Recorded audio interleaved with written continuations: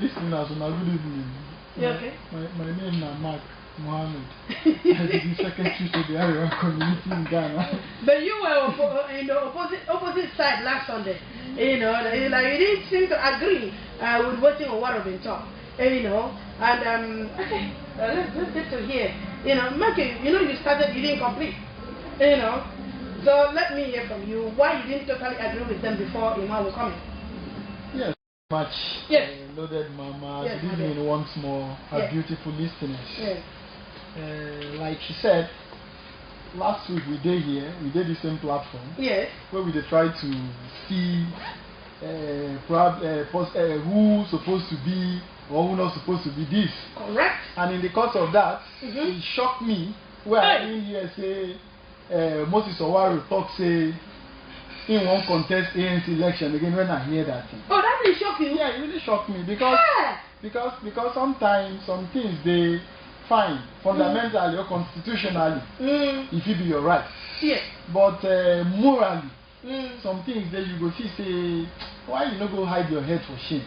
Make it more avoid to expand the embarrassment, you know. Okay. Now, with all the brouhaha we don't happen in recent days. Yes.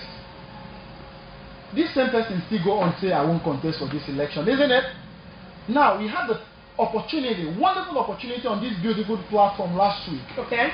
To tell wonderful citizens of Nigeria what it don't do in the past. To my greatest dismay, what I saw that day was a whole lot of fallacies. And to confirm what I am saying, yes, not to look as if I'm attacking or trying to give false propagation against him. Okay. The feedback we got even from our listeners out there was a clear indication that this man tells a lot of lies. A typical example was what came from the Nigerian student representative that called it. Okay. For a president then, a leader of his type, to sit on air, tell and inform or told the world that he was the first to have organized a symposium for nuns. God, it beats my imagination. For the same person to sit on the same platform and say the community never had a constitution, they can never be lied on that. For the same person to sit on this same platform and say there were never regional units of the community until we came to the community, it beats my imagination. For the same person to sit on this same platform and allege that the community never have comprehensive database of a people, the community never have an account of its own, it beats my imagination for a leader to be telling such lies. Now, you don't talk to lie when the guy black. The house, that is the foundation of his system, is built on lies. And there is something that is very unique about him and his system when they are telling lies. They come up with a whole lot of documents portraying what they are doing that it is right. Believe you me, a lot of them, it's embedded, it's full of forgery. And I have evidence and facts to what I'm saying. A typical example is even the bank saga that we are still battling here and there. Right? A typical indication of this forgery issue is the bank issue we are still talking about. Another one again is the issue at the Registrar General that is still lying somewhere. This is a foundation that is so built on lie. Now, let's come back to the issue itself now. He's bidding for re-election, right? And the perspective, the angle I am speaking from, I am saying that he is not worth being elected the leader of this community any longer. Based on his antecedents, things he has done that probably does not worth it. If you look at him and look at him pretty well, you would quite agree with me that this is a leader who came to the community, he factionalized the community, he split the community, the high level of impunity, maladministration, they never give accounts of their stewardship for the past 3 solid years. Just for us to be, the surprising news was the bank, that money belonging to the community in one of the banks was being taken. And the whole thing is on news everywhere. And they will carry paper here and there and trying to be telling us that it's life. The money belonging to the community was being taken. Yes! Not even be the leader of the... He is the president of the community as at when this fund was taken from this account. And he was the brain behind those that went to the bank, led different people outside the original signatory to this account. They went to this bank with two different people, added their signature unconstitutionally without consensus with the executive, went there and took close to 15,000 cedis from this account, unknown to everybody. Is it not to solve the community problem? When you say solve the community problem, how? Now that due process would be ignored. Let's look at it now. Let's take His Excellency the President of the Republic of Ghana or the Federal Republic of Nigeria as example.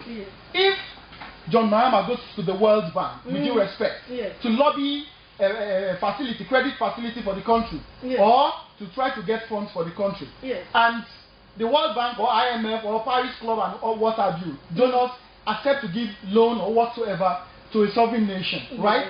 Now, is it the duty of John Mahama to move into the World Bank and go and collect that money as in person and beginning to carry it on his head and bring it to Ghana?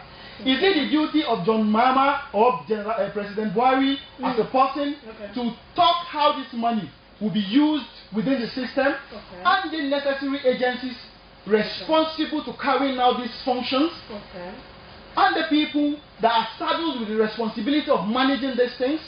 Now, when he, as a leader, choose to begin to handle all the responsibilities on his own, what does that amount to? What kind of leadership do you call that? On that in a democratic setting in this 21st century where we practice democracy? Now, he's been given, in quotes, executive president. This is a man who was elected. His executives all bought form. Note it. He did not appoint them.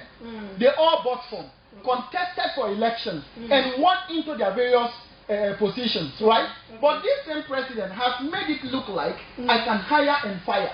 I can do away with whosoever I want to do away with at any given time.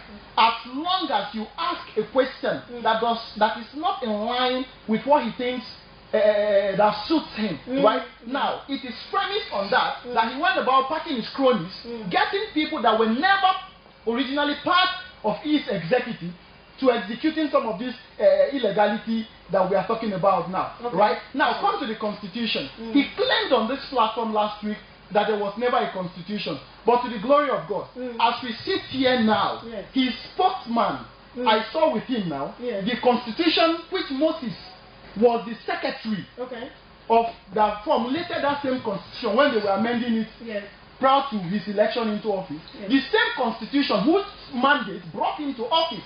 Thank God I saw a copy of it here now. But last week he sat on this platform and told Nigerians, told the world that there was never a constitution. Now we have seen the largest constitution I've ever seen in my life. The biggest constitution in Israel stands to be corrected. It should be either India or Russia also.